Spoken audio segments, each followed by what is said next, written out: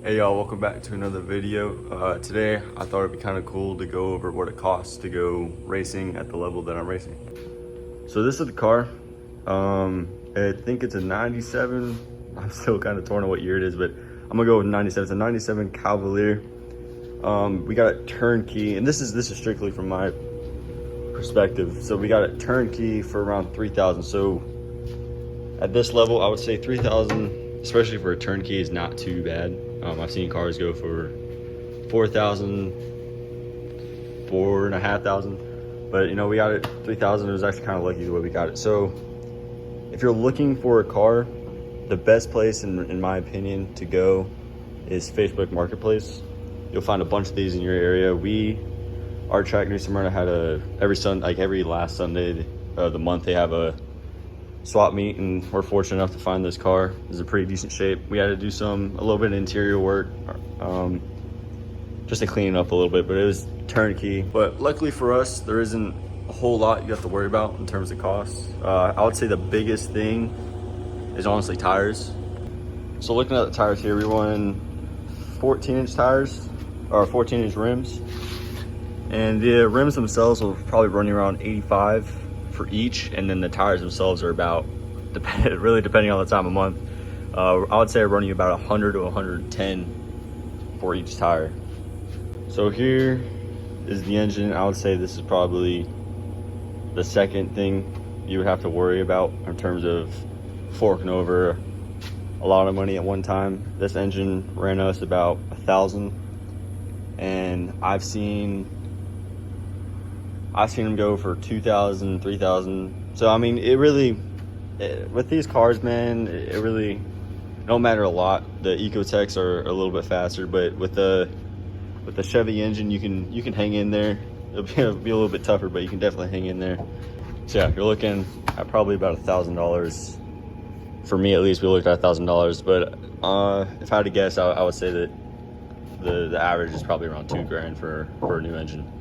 So looking into the interior here, for a seat, if you get a car without a seat, I would say a seat would run you around 500, 800 bucks. This specific seat I've seen on Marketplace go for around 400.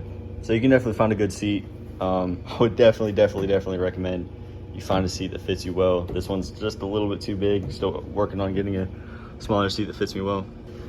Then we have some gauges. I would say, honestly, you're probably looking at 100 to 150, depending on what gauges you get. These weren't too expensive. I couldn't tell you the cost off the top of my head. Another thing in the interior is belts. So really depending, we got some race quit belts in here, really depending on what kind of belt you get. I got the Camlock belts that go right in here, that clip right in here, and it's super easy to open. I had the latch on, wasn't a huge fan of them, so we got the Camlock. I think these ran me about 160, I'd say, off the top of my head. You definitely don't have to pay. I think the latch belts are a little bit cheaper, but I'm a fan of the Camlock. It's a 5-point harness, so yeah, it should run you probably around 150 to 160.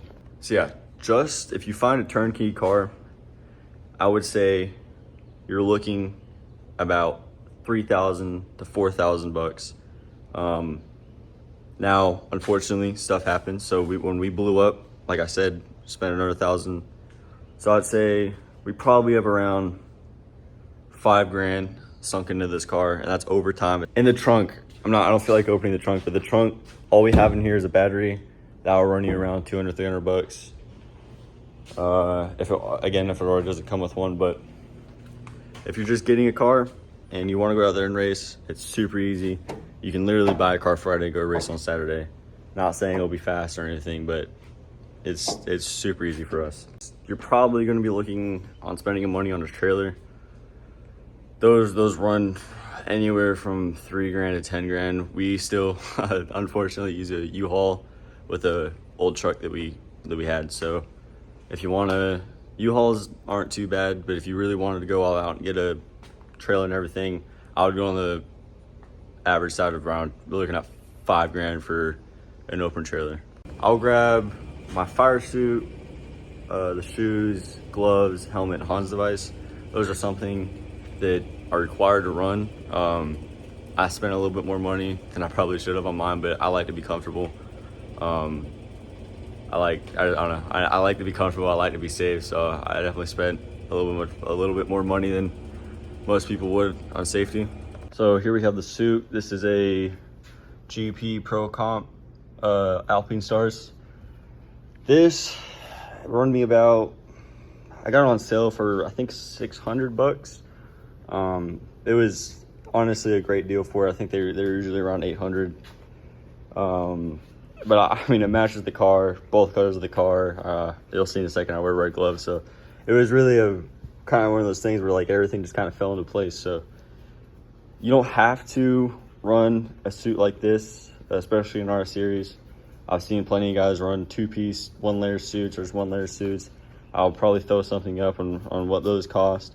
Those, off the top of my head, range from 60 to $100. So you can definitely get away with that. Me personally, I like to be comfortable. I like to look good. And I like to know that in the event of a fire that I can last for a little bit longer and, you know, be safe. Also with these, you see here, it's super breathable. I mean, honestly, sometimes it's so hot in Florida. Temperatures in the car go 100 to 115 inside of our cars, and super breathable. Sometimes I forget to even have a suit on. But yeah, so that's a suit. So here's the helmet.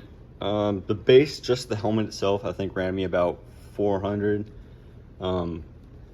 We don't have spotters or anything. We have a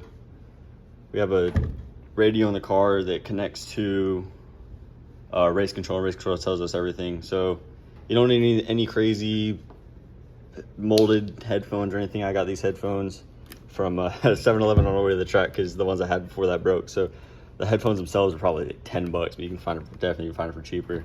All this is just, I jerry-rigged the wires, so when I have the helmet on and have all the stuff in, this plugs in to where the radio would be right there, and all the wires stay out of my way, so I don't get hindered by all the wires. Here we have a Hans device. I don't think by rule you have to wear one, but I would heavily recommend one of these.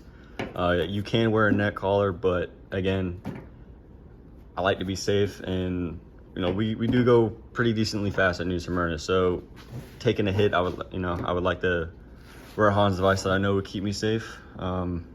Pretty sure this might run you around $300, and yeah, I mean, it's very good for what it is, and I'm so very glad that we have these.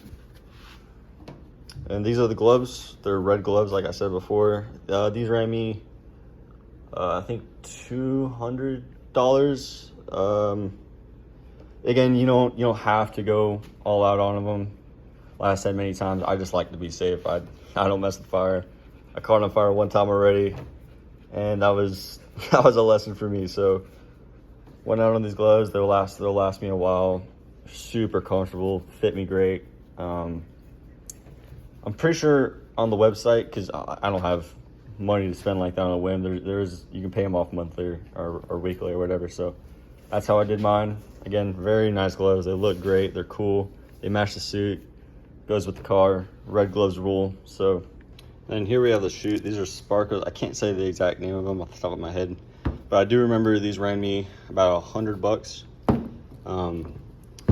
Pretty lightweight, high, above the ankles, so just in case anything gets into the car, you know, hitting a wall, suspension, whatever, you do have that little extra protection. It's a little bit thicker around here, but yeah, fireproof, all that jazz. These ran me, like I said, around $100, but they're pretty comfortable, man. I would definitely recommend these. You can't go more expensive on them. I haven't found the need yet, because I mean, these are good for, I mean, this is a really good price for what they are, and they're super comfortable. They look good. I enjoy them a lot. Yeah, that will basically wrap it up. There's a few other things, a little more accessories you can run, fireproof wise. I don't run, especially for how hot it is right now, like usually when it cools down a little bit, I'll run an extra layer that I wear underneath my suit. I don't wear none of those socks or leg things that you can wear underneath your suit. I'm looking for a helmet skirt, just in case fire comes in.